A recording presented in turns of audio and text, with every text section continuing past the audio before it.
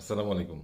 শিক্ষাই যদি জাতির মেরুদণ্ড হয়, বাংলাদেশের শিক্ষার যে অবস্থা, অর্থাৎ এখনো ম্যাক্সিমাম স্কুলগুলোতে কোনো শিক্ষার্থীরা আসলে তাদের সারা বছরের যে বইগুলা পড়বে সেই বইগুলা ঠিক মতো পায়নি।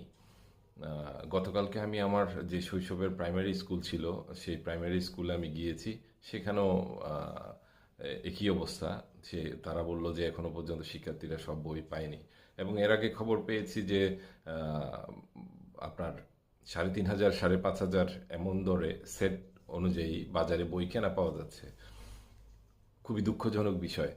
এই এই যে ব্যাপারগুলা, শিক্ষা অধিদপ্তরের যে একটা ব্যর্থতা, মূলত কথা বলতে চাইছিলাম বই দিতে না পারার এই বিষয়টা না, মূলত কথা বলতে চাইছি হলো বাংলাদেশের কোচিং বাণিজ্যের কথা।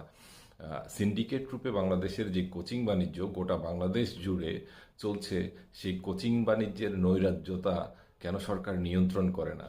আমি কি কাইন্ডলি আপনাদের কাছ থেকে জানতে পারি, মাননীয় শিক্ষা অধিদপ্তর, শিক্ষাবিদেরা, এত বড় বড় শিক্ষার জ্ঞান গরিমারা, আপনারা আপনারা একটু কাইন্ডলি বলতে পারবেন কোচিং যে বাণিজ্য চলে সেই কোচিং বাণিজ্যে কোচিং করতে গিয়ে বাংলাদেশের ছাত্রছাত্রীরা কী লাভবান হয়, সেই কোচিং থেকে কি সফলতা আসে?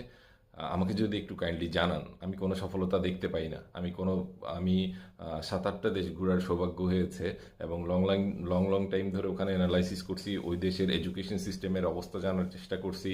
ওখানে কোথাও দেখি নাই ভাই কোনো কোচিং সেন্টার বাণিজ্য চলে, বা গোটা বাংলাদেশ জুড়ে নির্দিষ্ট সিন্ডিকেটের, বাংলাদেশের বিভিন্ন ব্যবসার সিন্ডিকেট যেমন আছে, এই কোচিং বাণিজ্যেরও একটা বিশাল সিন্ডিকেট আছে। সেই সিন্ডিকেটটাকে কেন আপনারা ভাঙতে পারেন না? কোচিং সেন্টার ব্যবসার ওখান থেকে নিশ্চয়ই আপনাদের কাছে বড় এক ধরনের ভাগ যায়। ভাগ যদি না গিয়ে থাকে, আপনাদের কোচিং বাণিজ্য বন্ধ করা উচিত। ছাত্র রাজনীতি, শিক্ষক রাজনীতি যেভাবে ইনস্টিটিউশনগুলো থেকে বন্ধ করা উচিত, কোচিং বাণিজ্য বন্ধ করা উচিত। কোচিং বাণিজ্যের কারণে হলো স্টুডেন্টদের লিমিটেড যে জ্ঞান আহরণের পলিসি, সেটার মধ্যেই কিন্তু তারা আটকিয়ে যাচ্ছে এবং আমাদের দেশের স্টুডেন্টদের ভবিষ্যৎ ডেভেলপমেন্টটা আপার গ্রেডে না যাওয়ার অন্যতম রিজন এই কোচিং বাণিজ্য। কোচিং বাণিজ্য ডিস্টারবেন্স।